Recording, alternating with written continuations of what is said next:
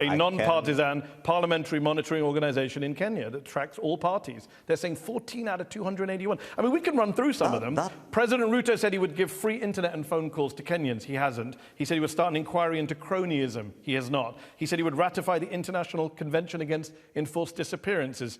He has not. I could go on and on. Kenyans are frustrated because they were lied to during the election campaign. Well, Mehdi, as I told you, that is the perspective of Mzalendo.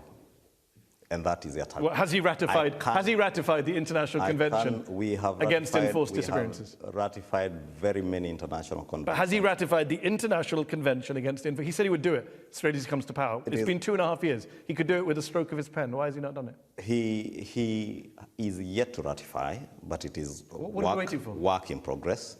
Was there a timeline for its ratification, according to Mzalendo? Many things had timelines on. Was there a timeline? He said he would no do. Timeline. He said he would do a public inquiry into cronyism within 30 days. Has he done it? Public inquiry? Yeah, a public inquiry to establish the extent of cronyism and state capture and make recommendations. Page 61 of your manifesto. Has he done it? It's been more than 30 days. It's been 2.5 years. I'll tell you, Mehdi, if you read the NADCO report, there are recommendations on what is to be done on state cronyism, on state capture, on extrajudicial killings. That is captured in the NADCO report. But you haven't done what the manifesto called for on multiple things. And look, you know, and you admitted, to be fair, that people are unhappy. There's a perception of the government that's unpopular. Kenyans have been most upset about the cost of living. And yet, when thousands of young Kenyans took to the streets in protest of your government last year, the finance bill, your government opened fire on them, killed them, forcibly abducted and disappeared them. How do you justify such a violent crackdown on your own citizens in a democracy? First, let me say this, Mehdi. As you said, because you never allowed me to answer the question on the promises kept. I told you the manifesto is being implemented chapter after chapter, right from housing to the cost of living that you're speaking about.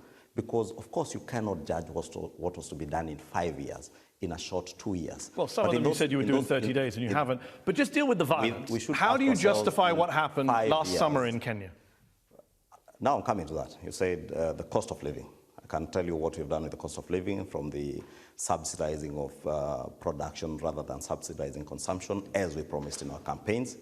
You remember the first demonstrations after the elections in 2023 were about the cost of living. Which also were greeted with violence from the state. And unfortunately,